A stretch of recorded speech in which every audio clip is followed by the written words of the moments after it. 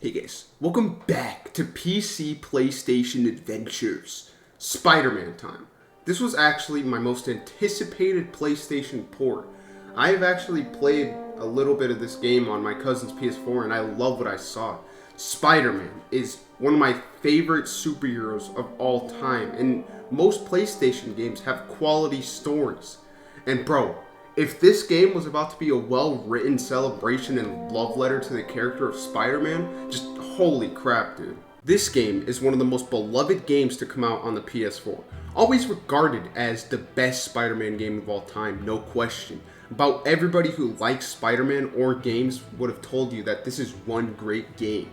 Except for one man. Video Game Donkey. He never called this game great, and he didn't put it in his Game of the Year list, which he reserves for only great games. This was sussy to me, but I didn't think too much about it until I actually played the game. So, alright guys, before I talk about the bad, let's go over the good. To start, the combat mechanics are actually pretty good. You have a lot of options and room for experimentation. Spider-Man has like 10 different types of webs that are useful for different things.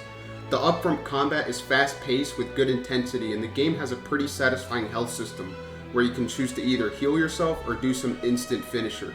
Although I do think that the sound effect for punching people really isn't that good, and there isn't a lot of weight to throwing people around. But yeah, the web swinging and traversal is also pretty good. You can tell that Insomniac spent a lot of time mastering this, and it works. To me, it feels pretty automated with not a lot of thought going into it, but then again, I think that's the point. This game also has stealth, which is pretty ass. It feels kind of awkward to do perch takedowns, so I just end up smashing everyone. But really the worst part of this game is shown here. Mary Jane levels and Miles Morales levels are absolutely abysmal and so ass. Negative fun. They're so boring and pointless from a gameplay perspective and a story perspective. Like, dude, why the hell are Miles and Mary Jane so set on risking their lives for such little things? Like getting good photos for a freaking report? Also, why the hell did you include these mobile game ass puzzles? Like, if I wanted to play Connect the Wires, I would be playing that on the App Store, alright? Do not include mobile games in your AAA game, guys. And then we go to the enemy design, which feels pretty redundant. There is a reason why the combat works, and that's because of the different enemies that do different things, but some of these guys are so annoying. Look, man, I love the chess combat systems, but dude, sometimes these enemies are just programmed to not get hit, like this sword guy. This is the worst guy. Also, dude, the gun guys are such a pain in the ass. Like, I guess they keep you on the move, but they're so annoying that I just go straight for them every time. And that's how I end up playing this game, just killing everything in order of how annoying they are. And some of these guys just have way too much health. On hard difficulty, by the way. The boss fights are actually kind of decent. Some are definitely worse than others, but they're mostly fine. They're definitely not the best part of the game because most of the time they only have one weakness, so sometimes I sighed when there was a boss, but they don't really hurt the game. And then we get to probably the biggest problem in this game, the level design. For about 80% of the time, the game throws you into an arena, and you just have to clear the room. That's it. There's also a severe lack of visual variety, with most of the levels just being in the city or inside some building. I get that you can't do much because Spider-Man is supposed to stay in the neighborhood, but come on. They could have done better. I remember I was like 80% into the game at one point, and I realized that there was only 2 levels that I truly enjoyed.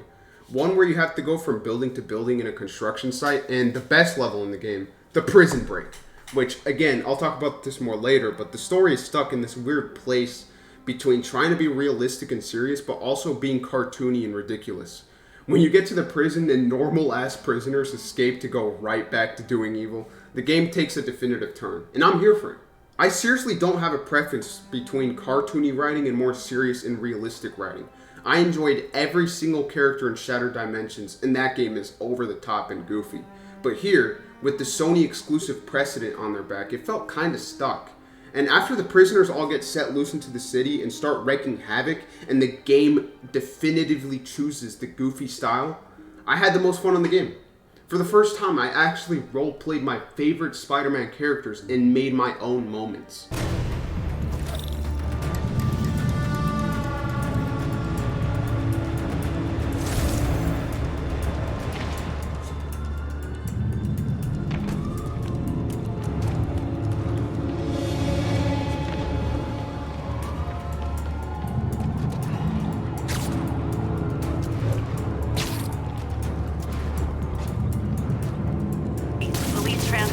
under assault by armed hostiles. Available officers, please proceed to Bryant. Over.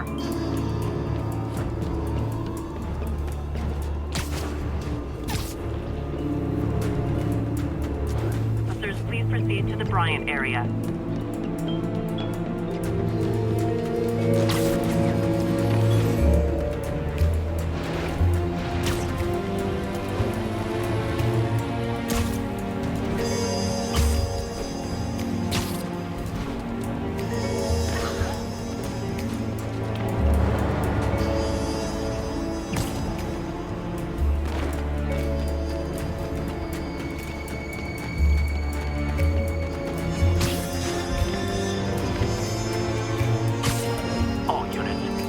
Snipers targeting officers.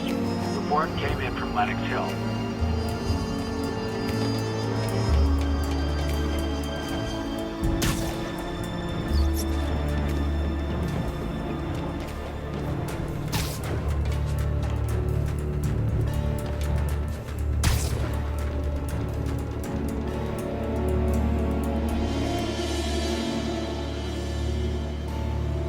But unfortunately, this gets old when you realize the prisoners are all the same as any other enemy faction, which is it. This game just feels pretty samey. Like, where's all the variety from Shattered Dimensions? That game takes you through so many locations. And yes, this is not a multiverse game, but they should have made more handcrafted levels instead of just throwing you in arenas with this many enemies. The only good thing about this open world is the fact that you can swing around as Spider-Man. The side quest objectives are stupid. I'm not a Spider-Man fanboy, guys. I will not get excited to help some guy catch pigeons just because that's what friendly neighborhood Spider-Man would do. Catch that pigeon. Okay. If it's not fun, then why bother? But yeah, man, this game has really cool suits to unlock so you can swing around with them. This game shows you if you actually like Spider-Man suits, and I gotta say, every single MCU Spider-Man suit sucks! Thank you. So, alright guys, now we go to the story, which of course, everyone loves. They describe it as perfect Spider-Man movie, a love letter to Spider-Man, and good story. This is obviously super beloved. So what do I think? It's meh. The first hour of this game made this story feel like one of those generic stories you see in like movie games. It's hard to explain, but kind of like God of War 1 to 3 stories with no depth. But that's what it felt like. There are some better parts where the story feels more natural, but it's stuck in this weird place between natural and inoffensive. I never really bought into Peter's relationships with people like Doc Ock or Miles, but they weren't bad, just kind of shallow. The ending of this game is super emotional, but I honestly didn't get affected at all. Sometimes I really only appreciate the moments in the context of Spider-Man as an icon, and not specifically in this game. Like the Stan Lee cameo, which is one of the best I've ever seen. I do like the acting, and there are some memorable moments that kept me interested, but yeah, man, not really a fan of the writing, and even the plot. The whole Mr. Negative and his League of Demons felt so generic and boring. Like, is this seriously what we're tackling in the perfect Spider-Man movie? Pretty much the first 2/3 of this game were pretty boring and generic, and I really only had an interest in the last third, where Doc Ock turns evil. Which, bruh, how are you gonna have Doc Ock, probably one of the most iconic villains of all time, be the twist villain? Like, dude, the only time I was really surprised by a villain this iconic being evil was in Spider-Man No Way Home with Green Goblin. They introduced Norman as being scared of the Green Goblin and have him be more fragile. But the reason he works is because they imply a role for him in the story, which in this game, it's basically just Doc Ock's origin story. So overall, I don't think the story is that good. I think it's a little above average. Like, overall positive on the story. But guys, I've kind of backed myself into a corner here by bringing up the writing. People think this game has good writing, and not just good writing, but really good writing. And now I'm forced to explain why this game doesn't have good writing, so yeah, I'll do my best, guys. So before I dive into this, I want to bring up a good version of growing a character even after his origin. Because look, man, I understand that Peter has already learned responsibility, but telling a story where your main character has no interesting arc is not going to work, because what does Peter even learn in this game? That Doc Ock betrayed him? No, man. An example of good stories where the hero has had his origin is The Batman. This is an incredible movie with great characterization and arcs. Even in Spider-Man 2, every sequel needs a reason for existing, right?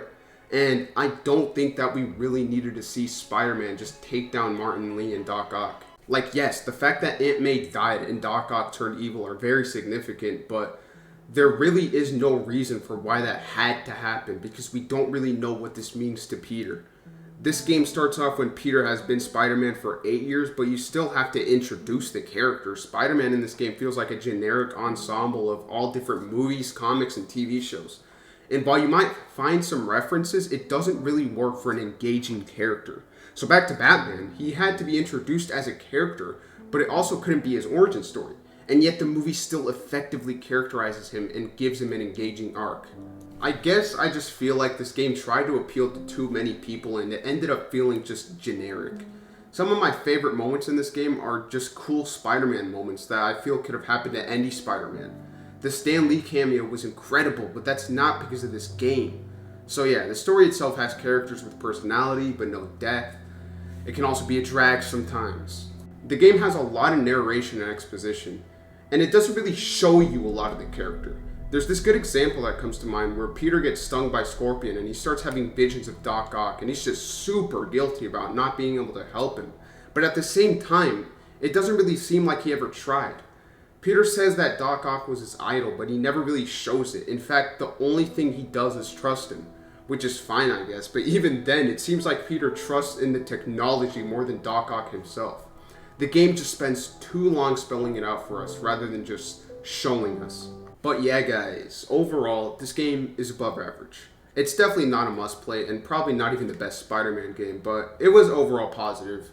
Even if I did have a lot of problems with the game, you can tell that a lot of effort went into making this, and there are a lot of cool things. I give this game a 6 out of 10. Thank you guys for watching. Bye.